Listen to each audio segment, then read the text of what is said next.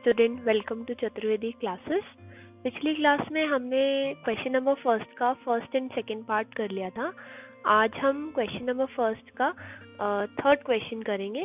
इस क्वेश्चन में उसने बोला है relation R in the set A is equals to 1 2 3 4 5 6 as R is equals to x comma y where y is divisible by x. अब इस relation को निकालने के लिए हमें सबसे पहले हम चाहें तो डायरेक्ट आर का सेट भी निकाल सकते हैं। जैसे मैंने आपको बोला था कि आप डायरेक्ट आर का सेट भी निकाल सकते हैं, जिसमें आप ऐसे पेयर बनाओगे x कॉमा वाई के, जिसमें आप y की जगह ऐसा नंबर रखोगे जो x से डिवाइड हो रहा हो। ठीक है, तो ऐसे आप डायरेक्ट करके पेयर बना सकते हो। नहीं तो एक तरीका और है जिसमें आप सबसे पहले इसका क्या निकाल सकते हो, a क्रॉस a निकाल सकते हो। और जब आप इसका a क्रॉस a निकालोगे तो इसमें a क्रॉस a निकालना है, तो इसमें जो पेयर्स बनेंगे वो हमारे बनेंगे 1, 1, 1, 2, 1, 3, 1, 4, 1, 5, 1, 6। इस तरीके से हम हर एलिमेंट के लिए बनाएंगे 2, 1, 2, 2, 2, 3, 2, 4, 2, 5, 2, 6, 3, 1, 3, 2, 3, 3, 3, 4, 3, 5, 3, 6.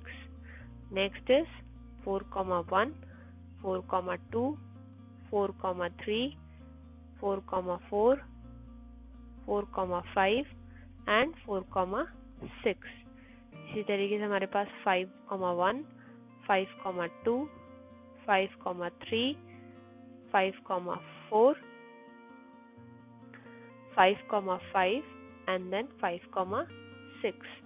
इसके बाद नेक्स्ट बनेगा हमारा लास्ट है 6, 1, 6, 2, 6, 3, 6, 4, 6, 5 एंड लास्ट है 6, 6। ये हमारा टोटल पेयर बन जाएगा किसका, a क्रॉस a का। अब इसके बाद जो हमारे पास रिलेशन है, वो r का जो रिलेशन है उसने हमें कैसे बताया है कि हमें x, y ऐसा पेयर बनाना है जिसमें जो पीछे वाला हो, मतलब जो y हो, वो क्या करे, डिवाइड कर सके किसको, y is divisible bye x। मतलब जो x है वो y को क्या कर सके, डिवाइड कर सके। तो इस कंडीशन में हम जब a क्रॉस a के सेट में ढूंढेंगे तो 1, 1 डिवाइड करेगा, पेयर जो साथ वाले हैं, मतलब 1, 1 को डिवाइड करेगा, 2, 2 को डिवाइड करेगा, 3, 3 को डिवाइड करेगा, 4, 4 को डिवाइड करेगा, 5, 5 को डिवाइड करेगा और 6, 6 को डिवाइड करेगा। तो ये सारे पेयर हमारे आर में चले जाएंगे। सेकेंड चीज जब हम देखेंगे इसको, तो 2 1 को डिवाइड करेगा। हमें y का देखना है ना, हमें y देखना है कि y x से डिवाइड हो रहा है या नहीं, और y सेकेंड पोजिशन पे है। 3 1 से डिवाइड हो जाएगा, 4 1 से डिवाइड हो जाएगा, 5 1 से डिवाइड हो जाएगा और 6 भी 1 से डिवाइड। तो हमारे पास ये सारे एलिमेंट आर में चले जाएंगे। इसके बाद जब हम 2 पे आएंगे तो 2 में हमारा ये पेयर तो जा ही रहा है।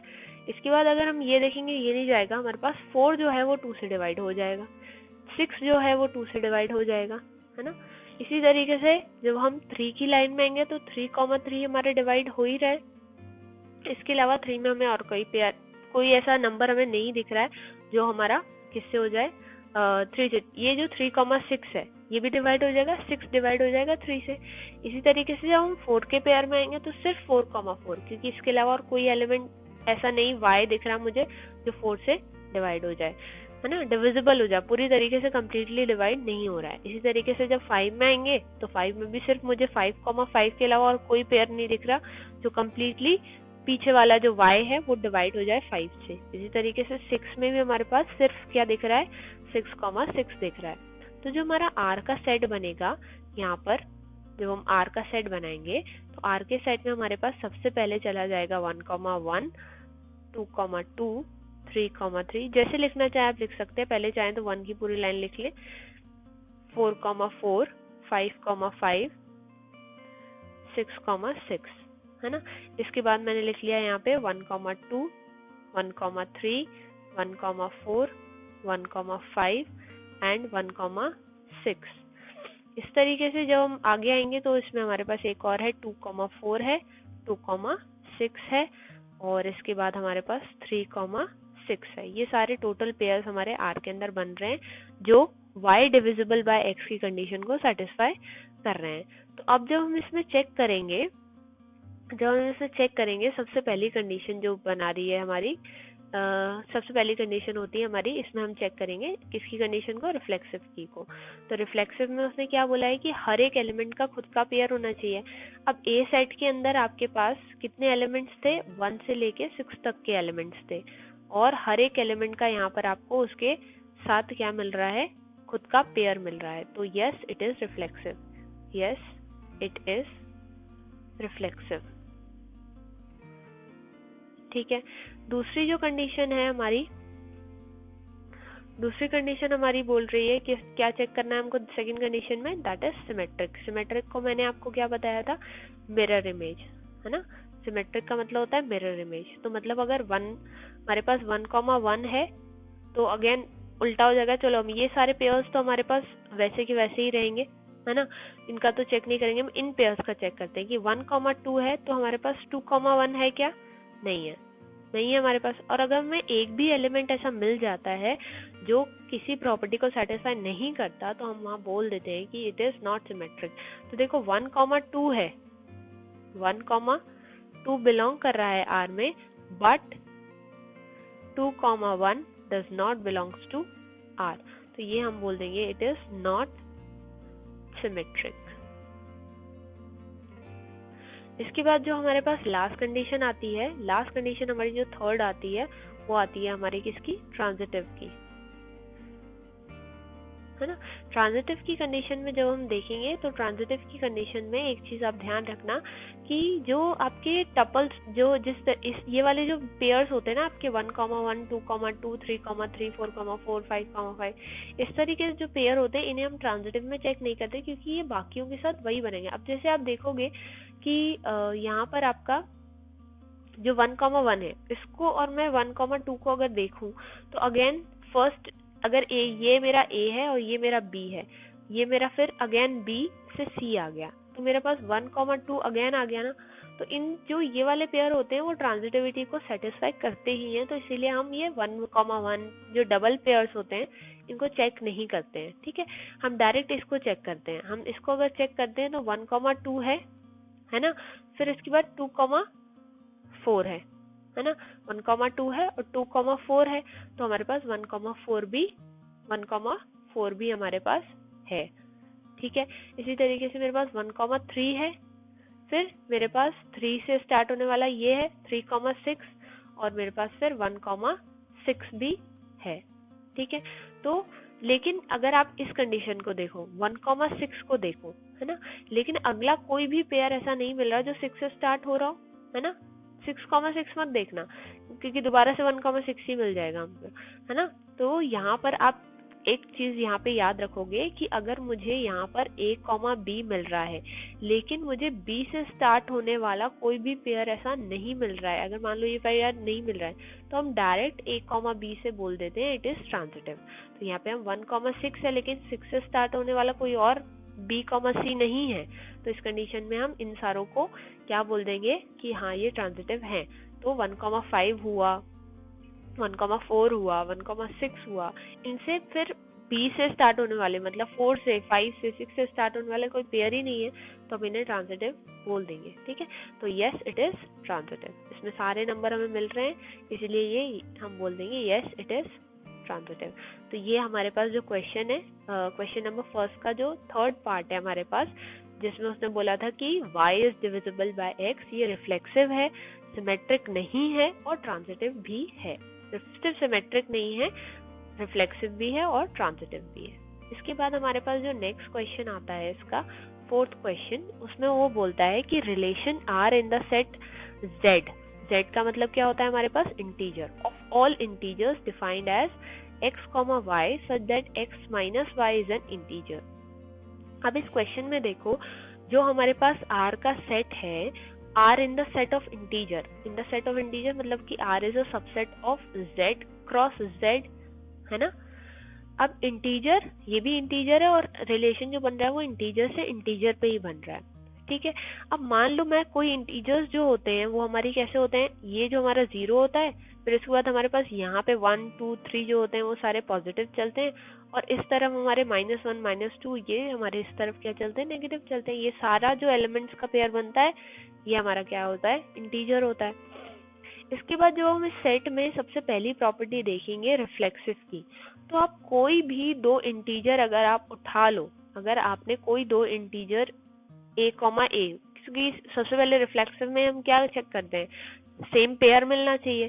तो भाई यहाँ पर भी अगर इंटीजर्स हैं और यहाँ भी इंटीजर्स हैं तो हमें a, b, a ऐसे कितने भी जितने भी आप 1 2 3 -1 -2 -3 जो इंटीजर उठाओगे उसके साथ उसका पेयर मिल जाएगा, है ना। a, such that a belongs to integers, तो हमें मिलेगा, हर जगह मिलेगा। तो yes it is reflexive, yes it is reflexive. इसके बाद हमें जो दूसरी चीज इसमें देखनी है वो क्या देखनी है, हमें इसमें सिमेट्री की कंडीशन देखनी है ना।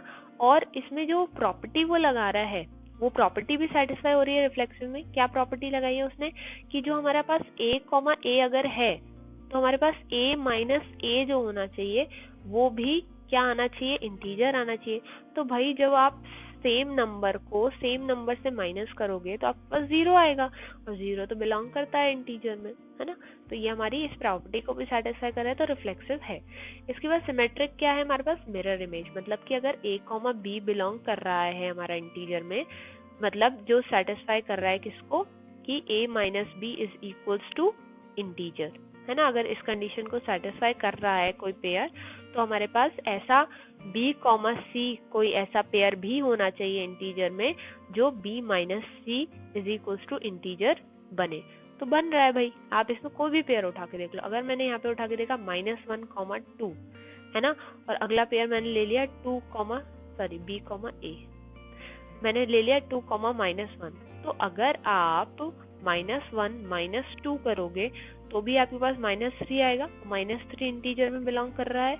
और अगर आपने यहाँ से 2 माइनस ऑफ 1 किया तो ये बन जाएगा 2 + 1 जो कि है 3, और 3 भी बिलोंग कर रहा है इंटीजर में। तो ऐसा सारे पेयर, सारे इंटीजर्स आपको मिल सकते हैं जिनकी मिरर इमेज आपको उस सेट में मिल जाएगी। तो yes it is symmetric. Symmetric की प्रॉपर्टी को भी integers satisfy, z cross z satisfy करता है। इसके बाद जो थर्ड प्रॉपर्टी आती है वो आती है हमारे पास किसकी, ट्रांजिटिव की, है ना।